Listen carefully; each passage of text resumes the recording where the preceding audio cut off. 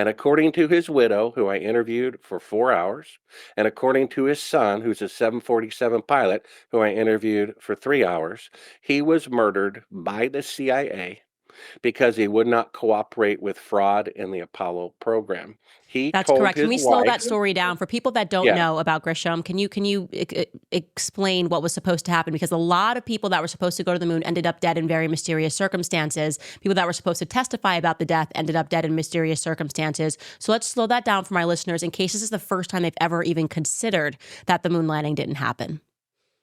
yeah. So basically, Gus Grissom was the most beloved astronaut because he had an accident where his space capsule sank to the bottom of the ocean. And he confessed at the press conference he had all of these rolls of nickels in his pocket to give to his son, to give to his schoolmates to say this nickel has been in outer space. And when he started sinking with that extra weight, he said, maybe that wasn't such a brilliant idea. The media laughed. And then someone asked him, "Were you afraid?"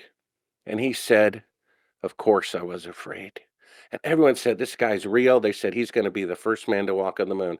He was preparing congressional reports and giving them to senators that were taken from his home by the CIA before they even informed his widow that he was dead.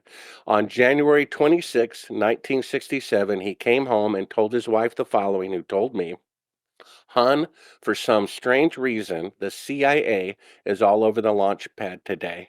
I've never seen the CIA here in 3 years. Why did they show up today to inspect the equipment?" The next day, he's dead from faulty equipment. Days earlier, he held a press conference without permission, and he took a bunch of reporters up to the top of the rocket where he affixed a lemon the size of a grapefruit to the top of the rocket, calling it publicly a piece of junk. In fact, seconds before he burned alive, murdered by the CIA, his widow's opinion, not mine, they couldn't even get a wired intercom to work between two buildings. He says, "How are we going to go to the moon?" He says they're not fixing anything because they knew they were going to fake it and hadn't told the astronauts yet. It was faked a year later. So here's the point. Our country was formed, right, not by the Constitution, by the Declaration of Independence against the tyranny of King George, right?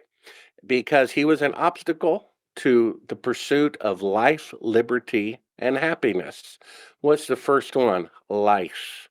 The federal government is murdering their own people. Does anybody care?